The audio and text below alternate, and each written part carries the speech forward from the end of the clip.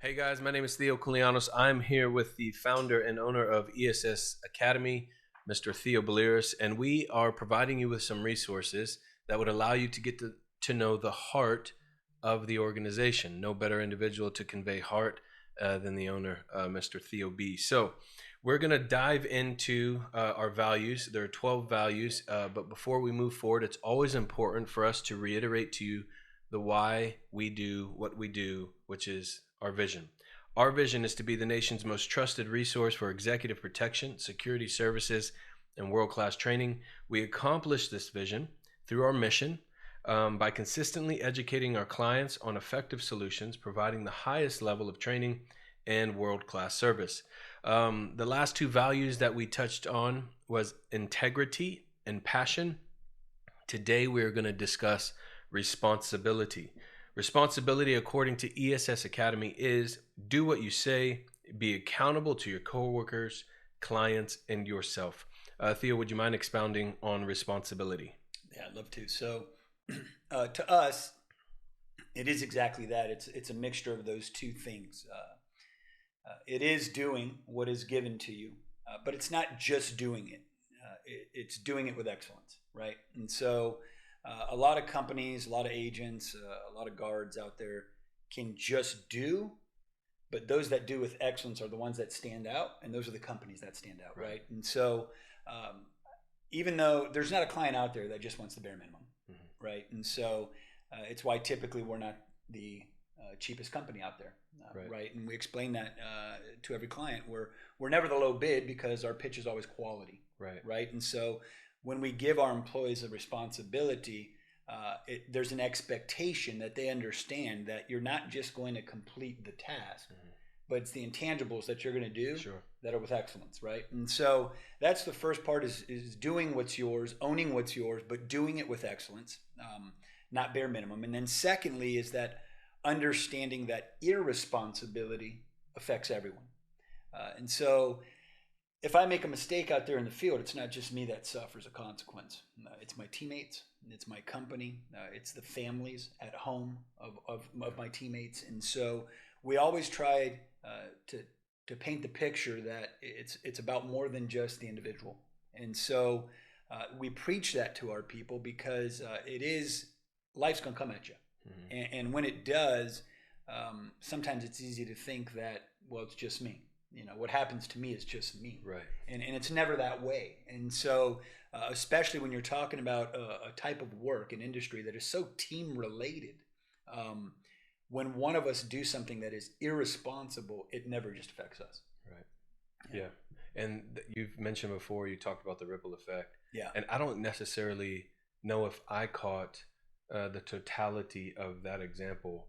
When you were discussing before with me, you were saying one person not showing up to their post on time could jeopardize the contract. Yeah. And the individual who might say, well, that's just my job, that's just me. You lose sight of the fact, wait, if we lose that contract, how many other lives are attached to that decision? And if I could take it even a step further,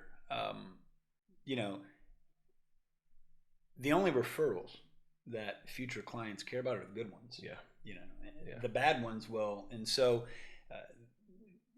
the way it works, unfortunately, is that you can do 1,000 things right, but when you do one thing wrong, the focus is always on that one thing. It's so glaring. And so, yes, you have an employee who shows up 5 minutes late, right? And maybe it's become chronic, and to them, they're just like, oh, it's just me. But now you have a client who maybe is having a bad day, and the client sees that, and now it's a thorn in their side. And so they make a decision, you know what, we're going to go with another company that's going to show up on time.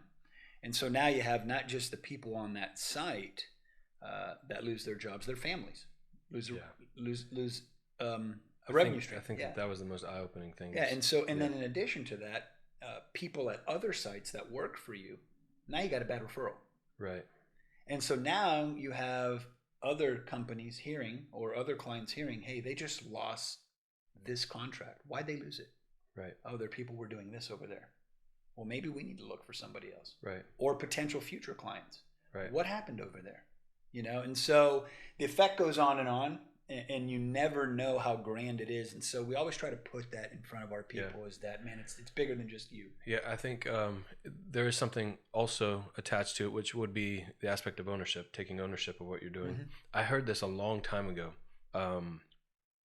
Someone used this example that kind of marked me. They said, if you went into a gym and you noticed that the treadmill wasn't working, and you jumped on it and it was broken, you just kind of go to the next treadmill that is. Right. But if you own the gym, it'd be a different ball game. You wouldn't just simply jump onto the next one. You would make sure that whatever was done was necessary to fix that treadmill because you took ownership in it. You had a sense of vested interest into it. I think that is something too that is really important in what we do within the organization, is understand that, hey, this isn't just about me. Again, if it's going to be pointing us back to what we feel is the reason why we do what we do, which is doing all things unto the glory of God, then it's going to be incredibly important for each of us to understand that this is an opportunity we have been given, yes, to provide for our family, but at the same time honor God with the opportunity that we've been handed.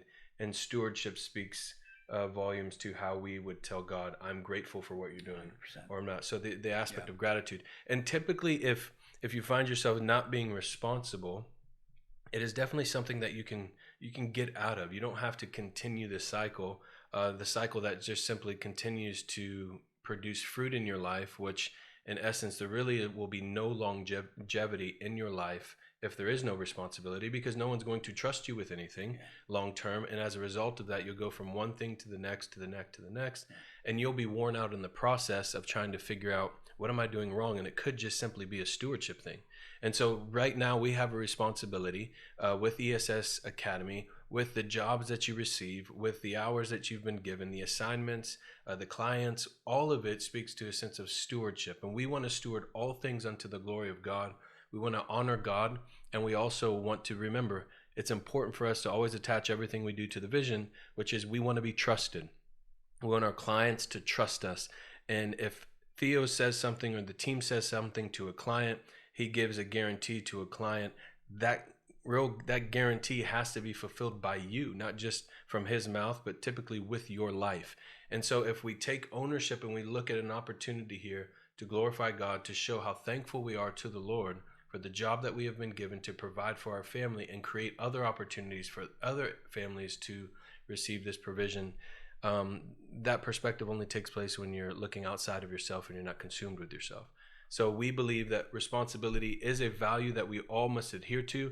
Remember, responsibility is do what you say, be accountable to your coworkers, clients, and yourself. We'll continue to touch base on all of our values. We love you guys. Remember, we are here for you. If there's anything you need, you can reach out to the office. You can reach out to a place for family. That information is on the drop-down screen below. Again, thank you for taking the time to check this out, and we'll see you next time. Bye-bye. Bye-bye.